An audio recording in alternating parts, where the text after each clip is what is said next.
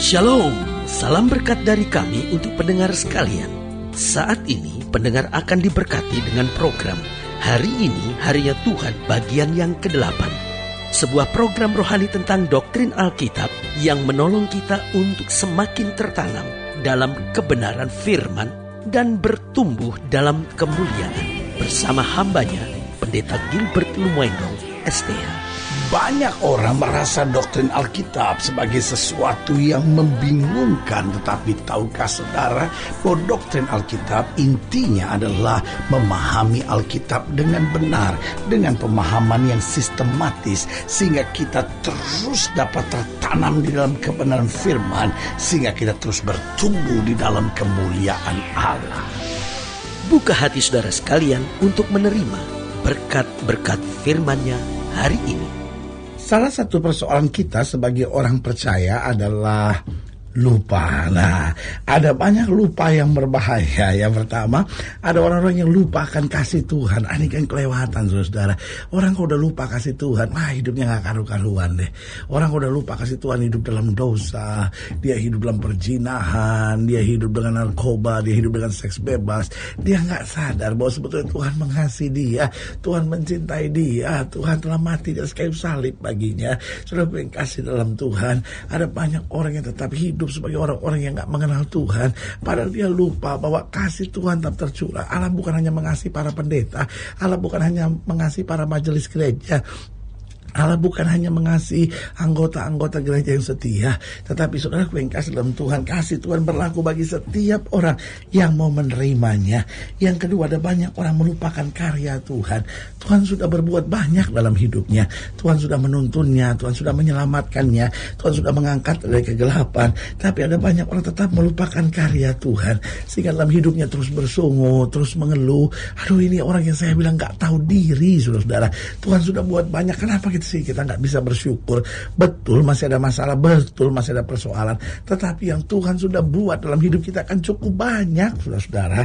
Dan yang ketiga, apa yang seringkali kita lupa, janji-janji serta komitmen-komitmen kita. Kadang-kadang kita udah janji, Tuhan saya mau hidup benar, Tuhan saya mau mengasihi Tuhan, Tuhan saya mau tinggalkan dosa. Tapi karena situasi, karena pergaulan, karena keadaan, tidak sedikit orang yang bilang, ya habis karena kepepet pendeta, akhirnya lupa. Jadi ada banyak orang lupa kasih Tuhan, lupa karya Tuhan, lupa janji-janji serta komitmen-komitmen yang kita sudah sampaikan kepada Tuhan.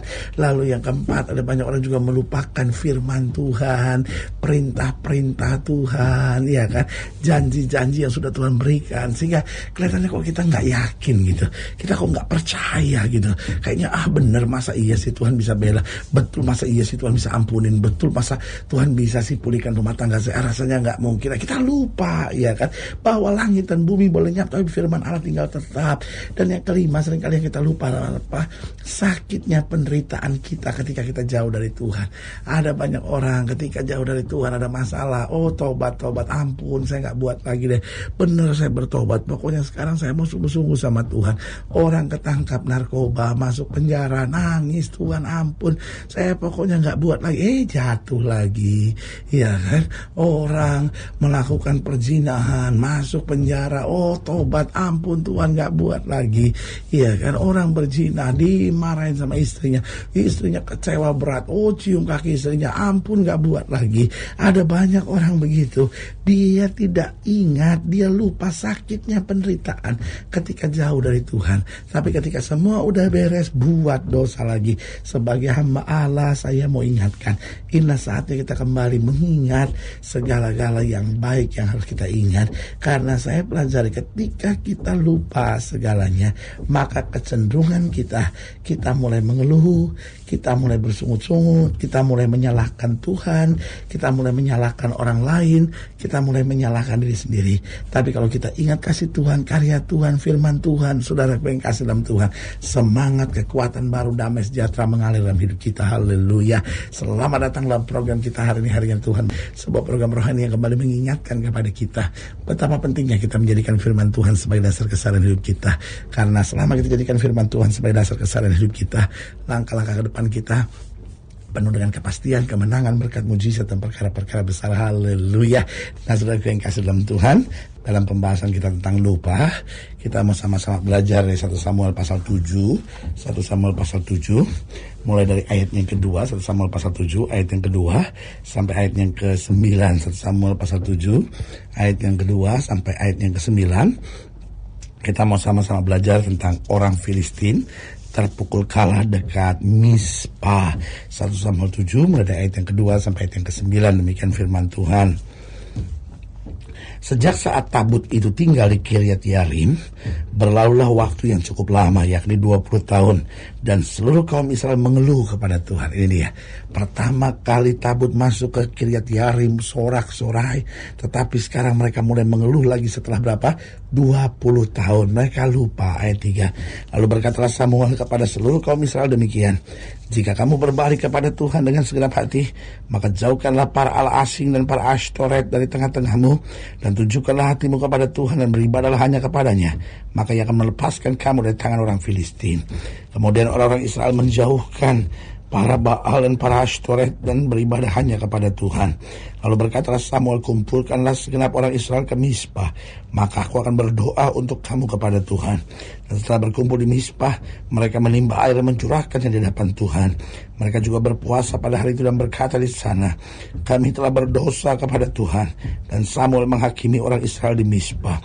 Ketika didengar orang Filistin bahwa orang Israel telah berkumpul di Mispa, majulah raja-raja kota orang Filistin mendatangi orang Israel. Serta didengar orang Israel demikian, maka ketakutanlah mereka terhadap orang Filistin. Lalu kata orang Israel kepada Samuel, janganlah berhenti berseru bagi kami kepada Tuhan Allah kita, supaya menyelamatkan kami dari tangan orang Filistin itu.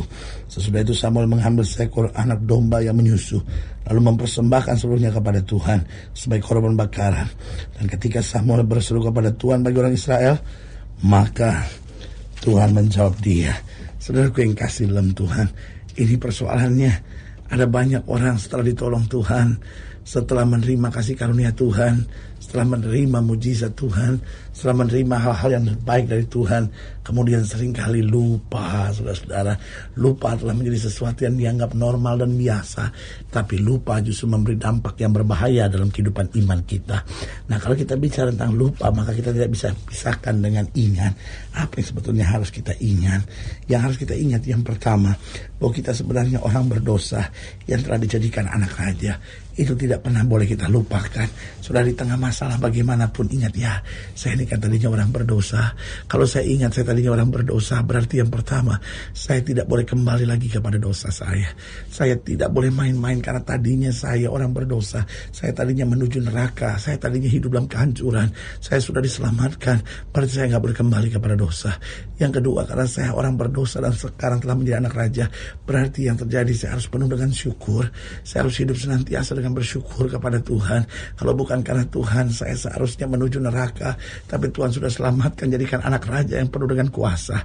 Karena itu saya harus bersyukur senantiasa kepada Tuhan.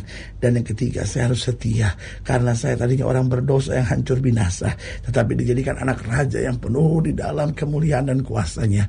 Berarti saudaraku yang kasih dalam Tuhan, saya tetap harus setia dan menjadikan Tuhan yang nomor satu. Karena Alkitab ajarkan kita, kalau kita mencari kerajaan Allah serta kebenarannya, semua akan ditambahkan dalam hidup kita. Jadi saudaraku yang kasih dalam Tuhan, dalam tantangan bagaimanapun, ingat, kita punya alasan untuk bersyukur. Karena kita dari orang berdosa telah dijadikan anak raja. Tidak pernah perlu takut, karena sebagai anak raja, kuasa sorga akan turut aktif menyertai kita. Haleluya. Yang kedua, apa yang harus kita ingat, bahwa untuk setiap air mata dan keringat kita ada upah yang tersedia. Alkitab bilang apa? Jerih payahmu dalam Tuhan tidak sia-sia. Alkitab bilang apa? Orang yang menabur dengan air mata akan menuai dengan sorak-sorai. Berarti saudaraku yang kasih dalam Tuhan, yang harus kita ingat, untuk setiap air mata dan keringat yang tumpah dan jatuh, ada upah yang tersedia. Karena itu Alkitab berkata, air mata orang benar ditampung dalam kirbatnya Tuhan. Alkitab berkata, hati yang hancur tidak kau pandang hina ya Allah.